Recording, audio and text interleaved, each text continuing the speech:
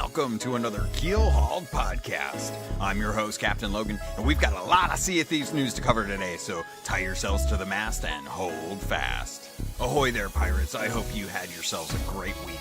I know I did. I got a lot of time in on the sea. I managed to get myself up to level 35 with the Gold Hoarders, 32 with the Order of Souls, and a measly 25 with the Merchant Alliance. But who's really out there chasing chicken? A lot of things happened this last week, and there's a couple things that I actually forgot to mention for the last episode. So I'm going to be going into a couple of the things that we got as far as tweets, my opinions on that, and then we're going to go ahead and tackle into that inside story with Joe Neat and Mike Chapman later on in the episode. So hang out with me. Let's talk some Sea of Thieves. First up on today's docket, I forgot to mention that the ship player numbers are possibly going to be increased. Now, this is coming to us from Joe Neat, a tweet that he responded to someone else in regards to whether or not we're going to get different ships or different ship sizes or different crew capacities. And basically, he said that a sloop could potentially have up to 4 people. Now, galleons can only have up to 4 people. So what I'm wondering is, with the ability to lock out player slots to make sure that if people come later on and they want to join up, then that is still possible, that with the galleon only being able to have 4, there's not going to be much reason for people to want to take galleons, especially if you can have 4 people on a sloop. The sloops are easier to maneuver. They only have 1 cannon, but you can have 2 additional people that could possibly be potential boarding crews on that. So I'm not sure how I feel as far as wanting to have 4, maybe 3 with a sloop. I wouldn't mind if they do 3 to a sloop and 6 to a galleon. If they do 3 and 6, I could definitely understand them kind of introducing a mid-sized ship that would allow you to have anywhere between 4 and 5 on that. And it would be a little bit bigger. You'd get a couple more cannons, maybe an additional sail. And I think that might be what's coming in the future. So just a couple things there as far as like whether or not ship sizes are good. I've talked with some people in my Discord. Feel free to join my Discord to continue the conversation past the podcast. The links are going to be in the show notes as always. If you just want to reach me as well to CAPT_LOGUN on Twitter. Hit me up on Xbox. A lot of folks have been hitting me up on Xbox. I can't wait to get a chance to sail with them when I get some time. Over there it's going to be CAPTAINLOGUN. That's all one word spaced together. So the other thing that I wanted to talk about also was on Reddit, there has been quite a discussion in regards to tacking or beating, depending on what you're talking about. But basically what this is tacking and beating is changing the sail angle and sailing in a zigzag to accommodate from the lack of wind coming forward. So usually when you are sailing, if your sails are front and they're parallel with the ship, you're not going to get as much wind resistance against that sail. You're not going to get enough forward momentum. So in the game, it automatically just does it. Like even if you're heading straight into the wind, you're still going to be going into the wind, or you're still going to be moving forward. In real life, this doesn't really work. So one of the things that a lot of people have been debating on whether or not zigzagging against the headwind to try and create some push against the sails actually works. I would love to know, Rare, if they could come out and say, hey, this is sort of working. It's not the best, but it does actually help. Or maybe even just let us know like what the ship speeds are. Because currently we understand that a galleon has 3 sails. So with the wind, it will catch a sloop. And without the wind, a sloop can typically outrun a galleon. That's not confirmed. A lot of this is just testing. So I would love for Rare to come out and say, like, this ship is faster under these circumstances, and this ship is faster under these other circumstances. So maybe if they could do that, I think a lot more people would understand how to better engage with other ships, because as it is, they're just kind of chasing, and it's up to the pirates learning how to play the game to be able to catch or evade other ships out on the ocean. Otherwise, we all just kind of run around circling each other on the ocean, firing cannon shots and shooting each other, trying to land on the other person's ship. Not the best way to really engage. Let's get some more information out there for people to better engage other ships or disengage other ships. So I hope you had a really good time this last week. I know I did, and I think, I'm not 100% certain, but I feel like I've actually managed to get a good handle on where to be parking my ship during skeleton forts. I got to accomplish a couple skeleton forts this last weekend alone. One of them I actually fought solo up until the last two waves. One sloop with two guys came over and they started to bug me. I had been fighting this solo sloop for at least 2 hours alone, and that is rough. I don't know who likes to do that, but I definitely won't be attempting that again anytime soon. I am much happier having at least another person to help kind of draw skeletons over to the beach so that we can utilize the cannon on the ship. But solo, you're going to spend more time on the ferryman than you are on the actual island. I mean, unless you're a pirate god, which I'm not saying there aren't pirate gods out there. I've seen some pretty good pirates out there, but if you aren't a pirate god, let's just put that on the table. If you're not a pirate god, then there's a good chance you're not going to have a lot of fun doing a skeleton fort alone. Plus, you're also going to have that heightened kind of anxiety of whether or not someone else is going to be coming to the fort, which for me eventually happened. I'm surprised it didn't happen sooner, but I was streaming on Saturday afternoon and I had some good friends come watch me, and they were witnessing the pain of having to fight a skeleton fort. So I get the fort pretty much down, and I don't know this at the time, but a sloop comes up and they start firing on me. One of the guys jumps off with a keg and starts working his way towards my ship. I see this, I jump in the water and let the skeleton towers kind of shoot the other ship to try and keep it at bay. And I jump in the water and I go in typical pistol blunderbuss because that's a good combination. You get more ammo and you don't have to worry about staying in range. And I try to snipe the guy with my pistol from far away. He disengages from his keg. And 4 shots into this guy, he's not dead yet, and he's swimming around to try and get a good blunderbuss shot on me. So with my last pistol shot, I detonate the keg that he's abandoned so that is no longer a threat. Then as he gets in close, I start to use my blunderbuss, and I eventually actually get him with the blunderbuss versus him with his blunderbuss. So then I get back on my ship. I'm trying to use push to talk at this point to let them know in game that I would much rather just have their help at this point. I would much rather they just help me finish off the rest of this fort and split the loot. Thankfully, one of the guys actually has voice chat in game set up, and he's telling me that he doesn't know about the other guy. And I'm like, all right, fine. We'll split the loot if you guys are just willing to help me. I'm not here to backstab anyone. I've been at this for 2 hours. I'm just streaming and trying to get this fort done. So he talks it over with his buddy, and they come to the agreement that they're willing to split the loot. And I'm generous at this point. At this point, I would much rather go home with something after spending this much time than having to fight these guys longer with fewer supplies than I did earlier to try and make sure that I get something out of this. So I tell them, all right, look, you can have the stronghold skull. I understand it's more.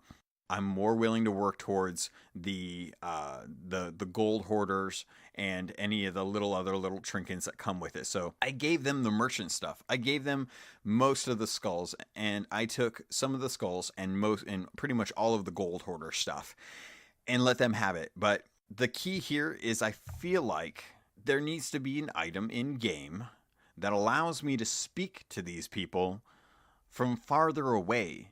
Because waiting for them to get up to my ship within firing range just to be an audible distance really hurts. And I think this is coming. I'm hoping it's coming. I'm going to be talking a little bit more about this when I get into the inside story later on.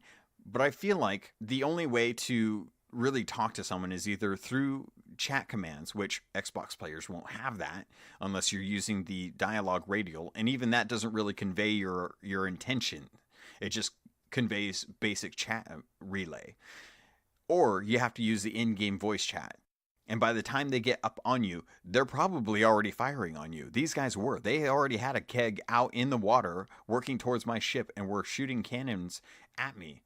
So at that point, it was pretty much I had to respond. If I didn't respond, they would have sunk my ship and I would have been lost. So I'm hoping that this thing called a speaking trumpet, which is essentially a megaphone, is coming into the game with the content patch in May, which I'm going to go a little bit more in depth. But to get back to the original point, I feel like the best place that you're going to be able to park your ship is if you look at every single pirate fort or skeleton fort, there are always 2 towers mounted on the same side. And you can always squeeze a galleon and a sloop in between that area.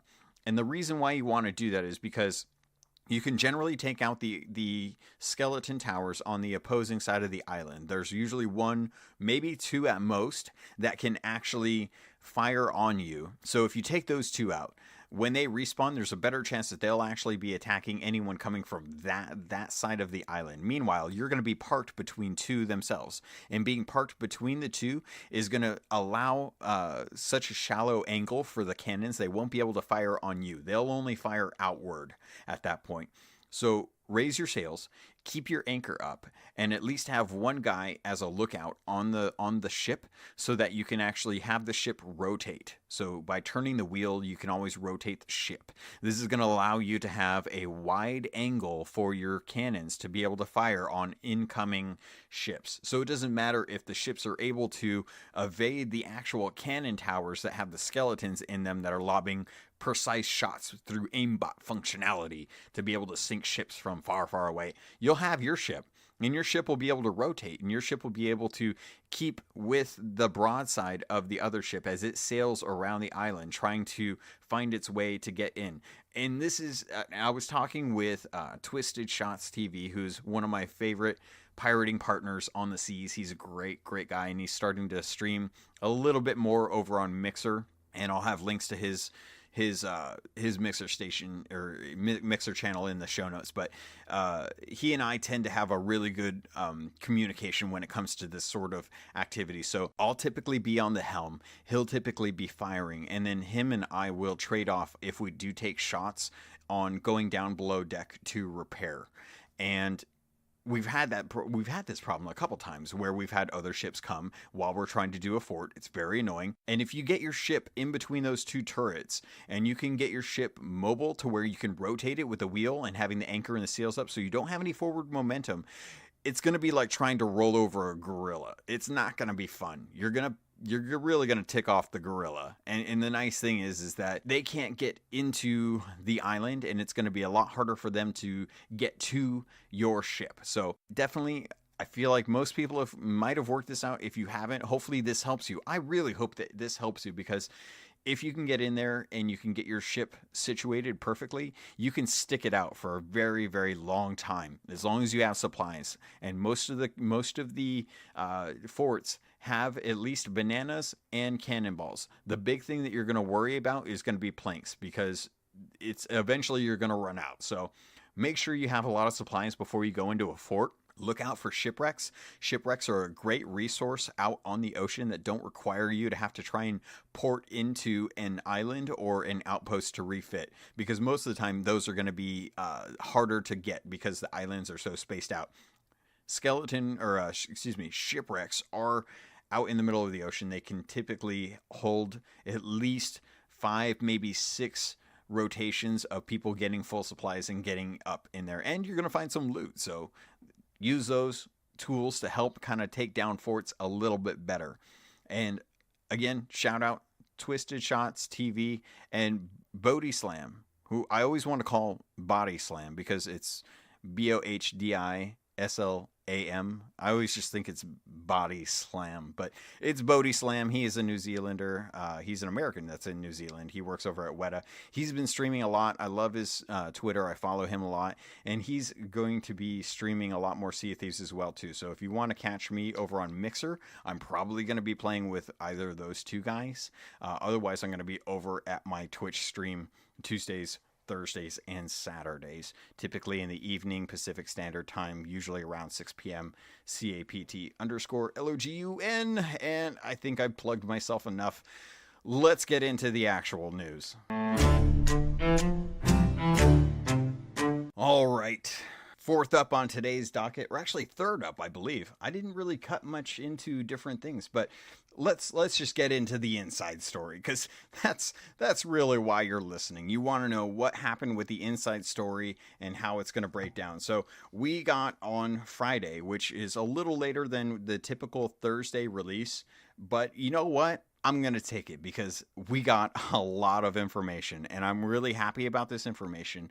So we had the inside story number 26 with Joe Neat, the executive producer, and Mike Chapman, design director, go into a lot of the roadmap for the rest of the year as far as content is concerned for Sea of Thieves.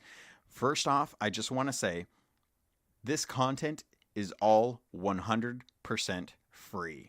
There's no purchasing expansions. They're not going to segregate the or kind of break up the group of player base because you didn't buy the expansion. Nothing like that. It's all free. It's all coming, and it's going to start in May. We found out that they say they have a view on what they want the game to be. But now that it's actually out and it's actually working and they're working with the community, they're realizing that their roadmap needs to be adjusted to accommodate what the players are actually wanting. So what would have come out later in the year, probably June, they're actually moving forward because they realize that players are asking for content and they're listening and they're making sure that this stuff is coming. So they're looking to add new ways to play, new goals, new rewards, new incentives, ways to enrich the world, things that can engage you and surprise you, making sure they find ways to bring players together. And they want to do this so that they can broaden the journey to Pirate Legend and beyond, because you know right now the only way to actually get reputation is through skeleton forts and through doing voyages. And now they're looking at ways to kind of expand that to make it a little more accessible. So you're not running into that same kind of gameplay loop and letting the emergent experience be the only thing that really diversifies whether or not you're getting treasure chests or finding shipwrecks or battling other pirates and stuff. They want to have something else in the game that will actually entice you to go do something outside of the voyages and the skeleton forts to get your reputation. And we found out what that first thing's going to be. And it's called the Hungering Deep. Now, the Hungering Deep sounds ominous, and I can't wait to find out what this actually is, because it could be a lot of different things. It could be a megalodon. It could be multiple krakens. It could be mermaids. Who knows? I'm really curious to find out. So when I was watching this video, every time they would introduce something, they would show you on a map what it was, a little dotted line leading towards this map. And when it led to the Hungering Deep, this may be nothing. They had this little sea monster on the map. And I'm really hoping that we get some big sea monsters in this game, because the Kraken's nice. It looks cool tentacle-wise, but it's really kind of an introductory kind of thing. It's not really dangerous anymore. We kind of understand how to fight it, and we know that it's easier to sail out of it after a certain amount of time than have to worry about trying to kill all the tentacles. So I'm hoping that with the Hungering Deep, we're going to get into a look of possibly what a sea monster / megalodon could possibly be. And they said that they're going to introduce this new AI threat in May. I think that they're going to be doing, they said they were going to be doing some lead up to it. So I think maybe the first 2 weeks of May are probably going to be hints or teases that they add into the game to kind of let you know maybe what's going on out there. And I think that that's going to be in the case of NPCs. I think we're going to maybe see some NPCs show up that are going to tell us about some of the things that are going to be out on the ocean that they were kind of scared of. Nothing for sure, but we'll kind of find out. So they're careful not to mention what this is, because it could be mer people, it could be another monster, who knows. The new item, they're adding a new item and a new way to bring crews together. And this is kind of where I think a lot of it comes back to what we need to be able to communicate with other ships. They say they want to bring crews together to almost uncover this new threat. And I think the way that you're only going to be able to communicate with other people is if you have something like a speaking trumpet slash megaphone, somewhere where you can communicate over larger distances outside of cannon range to try and find out if people are willing to go with you, not to backstab necessarily, or maybe to backstab, maybe that's their intention, but to actually uncover this new threat. And I'm hoping that this new threat is something kind of like a megalodon, where we are getting harpoons or possibly grappling hooks. Imagine having harpoon guns attached to the ship, and you can actually fire a harpoon gun and stick it in this giant monster, and now you're trying to use your ship to sail it against the wind, to sail against where the actual monster is going, so you have to slow it down so that you can jump in the water and then slice it and stab it and shoot it and bite it, whatever you want to do. But imagine trying to use your ship as a way to reel in this giant monster. And you have to have 2 galleons with these harpoon guns attached to your ship to try and stick it in there and then reel it back in and slow it down and get it to the point where you can wear it down so it'll stop and you can actually start to kill it. That would be amazing. I would love that. I would love to be able to have something like that where it feels like the movie Jaws, where they're shooting barrels into this shark and it keeps dragging the barrels down and they keep shooting more and more into this thing to try and slow it down and just nothing stops it. And if maybe they had another crew using a speaking trumpet, they could have stopped it. I don't know. That's just my thoughts. So after they told us about the Hungering Deep, they went into their other part of the strategy as far as content release is concerned. And the thing that they're going to be doing between big drops like this are going to be weekly events.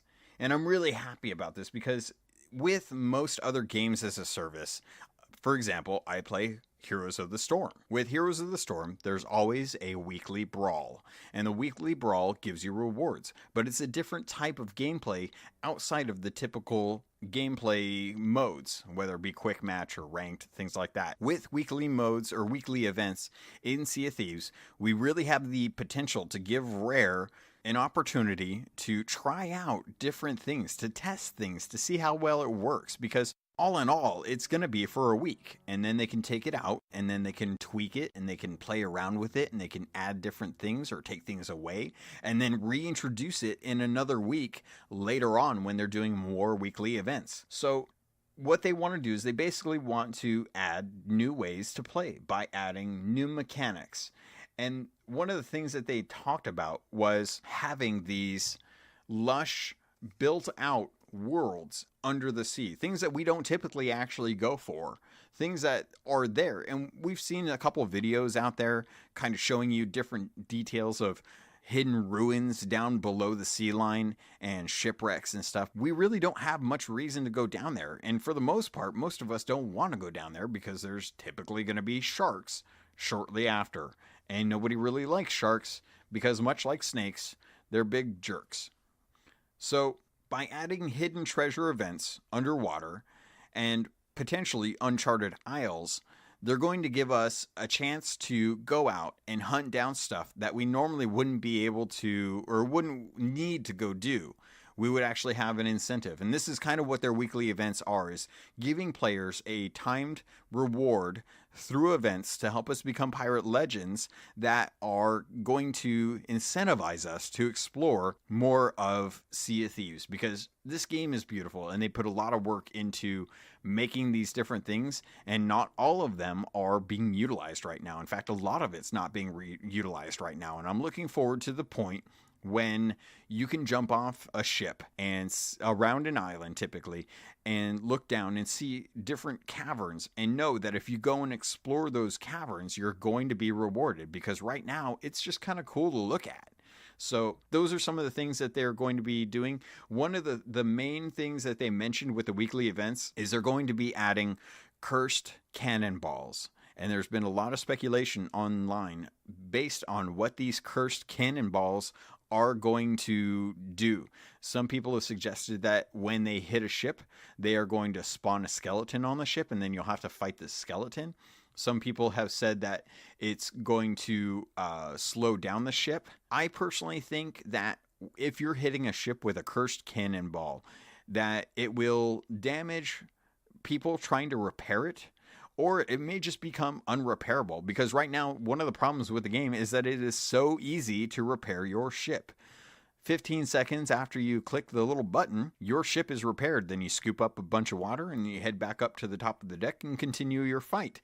But I think if we're able to get to the point where we can get enough hull hits in with cursed cannonballs that they just can't repair that, and there's no way they're going to be able to deal with that battle, and you're going to be able to sink them more efficiently. I think it'll speed up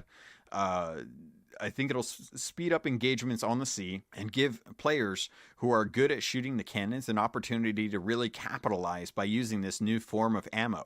And going into engagements, you're never going to really know who has what. If someone has cursed cannonballs, it may be a sloop, one person that just has a whole bunch of cursed cannonballs that they've saved up, and they're going to go galleon hunting looking for guys that have had 3 raids on their chest for the last 7 hours, sink them, kill them, and then take all that loot for themselves. And all they had to go do is pick up a bunch of cursed cannonballs.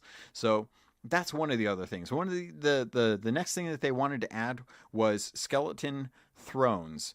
And I think what they're going to be doing is they're going to be adding these to some of the forts that are the higher lifted forts, not the low ones, the ones that are unused for the skeleton raids. And I think they're going to put some up there. I think they're going to put some up on some of the rocks and spires that we have, possibly even some of the taller islands that are out on the ocean. And the goal of that is that they want to give something that's interesting but not necessarily PvP focused. They want to give you something that is PvE focused, so you can get better with kind of using some of the exploration tactics with the cannons and stuff to find ways to get up to these thrones. The thing that I like about this is that it's not just something that they're putting in for the sake of putting it in. They're putting it in because they want to actually have rewards for getting up there. So yes, you get up there, you kill potentially a captain, and then Joe Neat jokes about taking a selfie on the top of this skeleton throne way up high in the sky. I'm not making that Beatles joke. And then you get a cool reward for it. So those kind of things that they're adding to the weekly events are going to be ways that they want to try and expand the inventory, or the different things that are going to be in the game that are going to lead us up into the next content drop. But Logan, you're saying we're getting the Hungering Deep and weekly events. What do you mean, content drop? Well, we're getting more content drops. Yep, they went ahead and laid out at least 6 possible content drops for the game throughout the rest of the calendar year. And they specified calendar year over fiscal year, because that is a big difference compared to some companies. Some companies' fiscal years start at different times, but they are specifically saying that within this calendar year, we're going to have 6 large content drops. And the one coming after Hungering Deep during the summer, which I imagine is probably going to be sometime between July and June, or June and July, however you want to say it. Maybe you travel back in time and it is July and June. I don't know. In the summer, we're getting something called the Cursed Sails. And this is another AI threat. And judging based on the little image that they showed on the video and my own intuition, I'm pretty sure we're getting skeleton ships, and I couldn't be more excited about this. Some of the skeletons on the forts right now have a crazy aim AI, and they're able to hit things from very far away. I can't wait to take these guys out on the ocean. I would love to see some awesome looking ships out there crewed by the damned that I can shoot down and then steal their loot. So we're getting skeleton thrones, we're getting cursed cannonballs in the weekly updates. I think we're going to go tick off some skeleton captains up on their thrones. We're going to find some cursed cannonballs, and we're going to take down some sailing skeleton ships. And I hope these things are fleets. I hope that we have to fight 2 to 3 of these ships. And I hope that we get to partner with other crews too. I hope we're able to take these speaking trumpets that we're pretty sure are coming into the game and call out and be like, hey guys, there's a floating loot box out on the middle of the ocean that doesn't want us to take their loot. Shall we go do it? And they'll be like, I don't know. I kind of want to kill you guys and steal what you have. Well, I don't have anything. Let's go get something. And they're like, oh, that's not a bad idea. So I hope we're getting some of these skeleton forts mobile. I look forward to skeleton ships out on the seas. I hope they look amazing. I really want them to be unique. I want them to be unique the way the ferryman's ship is unique. And if that's possible, I'm going to be really happy about that. So with that July content drop, we're then going to get more costumes, more cosmetics, more rewards. We're even going to get a new ship type. And I really look forward to the idea behind getting another ship size so that we can get potentially 4 to 5 people on one ship that is a little more maneuverable than a galleon, but not as armored or artillery or no, what would be the laden with cannons than the sloop. Maybe 3 cannons and 2 sails for a 4 to 5 person crew, maybe. I don't know, maybe 3 to 5, something somewhere in that area. But I'm looking forward to getting another ship because right now it's either sloops or galleons, and we kind of know how to deal with both of those depending on which one you're on. So looking forward to summer. I think summer's going to be a good content drop for the game. After that, we're going to be moving into more weekly events where I imagine they will probably uncover a couple new mechanics and a couple new things. So when that comes in later that summer, they're going to do another content drop out in they're going to do another content drop after a series of weekly events, and that is going to be called the Forsaken Shores. And I'm thinking this is going to be later summer, so probably sometime around August to September time. And this is actually going to add a new area to explore that is much more dangerous and a new type of adventure with, you guessed it, a new AI threat. And this is actually going to be more of a themed threat. So I feel like we're actually going to get something that is going to be drastically different than both the Hungering Deep and the Cursed Sails, which I'm really looking forward to. Now, I don't know if this is Twisted Shot's idea as far as being man-eating plants. I kind of hope that it's maybe cannibals on an island. But either way, I'm looking forward to finding out what these Forsaken Shores is going to bring. I'm glad that we're getting something different. It says that they said that it was going to be more dangerous. And the question I bring is, with Pirate Legends still being obtainable right now, when you go onto an island, you have to deal with skeletons spawning. So it makes it nigh impossible to go solo as a Pirate Legend because you can't dig something up if you have skeletons constantly spawning. So you typically have to have at least a couple people to help fend off skeletons while you're trying to get loot. So with the Forsaken Shores being more dangerous, is this going to be a mobile threat, something that we have to worry about on the island that is constantly coming? Maybe it's just a haze of fog that just kind of rolls across the island and circles around it, and you have to evade it to keep from taking poison damage. I don't know at this point. Maybe it's like choking vines that if you stand too long will reach up and start to lock you in place and you can't move and you have to swing your sword to cut the vines to keep yourself from getting pulled in by the jungle itself.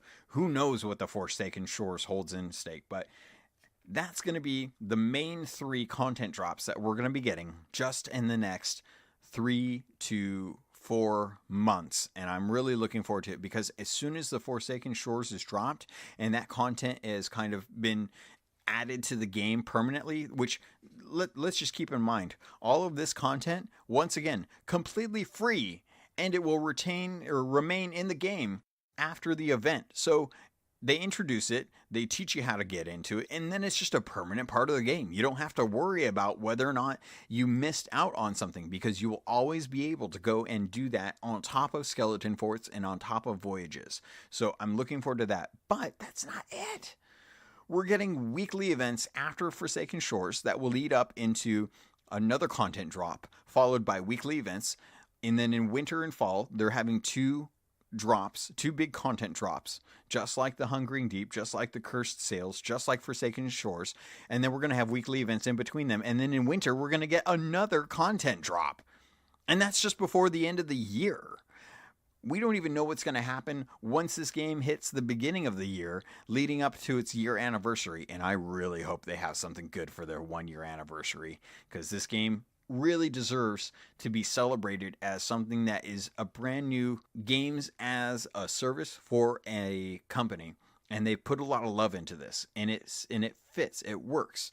Now, with all of this, we're still going to be getting technical patches. We're still going to be getting bug fixes. They're still going to be reiterating on different things, and depending on how the community responds, they're actually going to be tweaking things like they have been. So don't feel like just because you're unhappy with, say, the combat system is, or the cannons are, or things like that. Don't feel like just because they have given us content that is coming in the next few months and throughout the rest of the year, that they won't stop working on improving the game as it is. So they're still going to be doing content drops. Hopefully we'll start getting weekly videos to let us know what's going on at the studio. I feel like as we get closer and closer to the Hungering Deep, they're going to start doing some of the stuff that they did for the Golden Bananas quest, where we're going to get little teasers, little hints from them throughout the week, letting us know, like, you know, this is what we're seeing, this is what's happening in the Sea of Thieves, and we stay connected with the studio. So they are, Mike Chapman talked about how he's become really invested in looking at a lot of the stuff that's going on Reddit.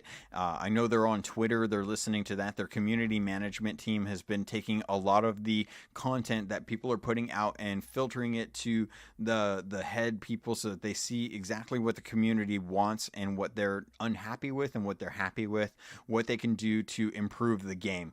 So I'm happy to hear that. I look forward to seeing what comes up, and I'm glad that I'm able to hopefully take my input and your input, put it in one quick little video, or not video. I don't do a video. This is a podcast. Put it into a podcast, and to be able to give it out to them, to be able to listen to, hopefully to understand where we're coming from. So if you have feedback, let me know so that I can put it in my show so that they can listen to it. Hopefully they're listening to it. I don't know. I'm sure they probably are. But that way, Joe, if you're listening, thank you. Mike, thank you. I really appreciate it. The whole team at Rare's done a great job. I want more people to have outlets to be able to help improve this game, because the game's great. It's an awesome base, and I'm really looking forward to all this content. I really don't know what else is so what else is coming, but just to kind of sum up, here's kind of my calendar for what I think is going to be coming. May is Hungering Deep. June will be weekly events. July will be Cursed Sales. August will be weekly events. September will be Forsaken Shores. October will be weekly events / content drop. And then November will be weekly events and then content drop. So not 100% sure. I'm thinking maybe a content drop will be closer to the beginning of December, because typically most studios still like to have time off for the holidays so that people can celebrate. So I imagine with that being the case, they may slow down content and release something right before December so that they have an opportunity to kind of tweak it and work it out and stuff. So just kind of my thoughts. Let me know what you think. Reach out to me over at Twitter, CAPT_LOGUN. My gamer tag again is CaptainLogun, CAPTAINLOGUN. You can send me an email if you want to send me an email, CAPTLOGUN@gmail.com. That works out as well. Guys, I think that's going to do it. This has been probably one of the longer episodes, I think, and we'll see. We'll see how things go. I'm looking forward to it. I'm looking forward to sailing with you. I hope you guys have a good weekend. Thank you again for listening. Thank you again for the feedback. Thank you again for the reviews. I read them all. I appreciate them. Thank you for hitting me up on the Xbox app as well as Twitter. Look forward to this. I'm going to have show notes in the descriptions. That's going to give you links to some of my favorite people streaming right now, people that I'm playing with. So go check them out, support them, as well as follow all the likes, bells, fun stuff. I'm done. You guys have a great week. I'll talk to you next week.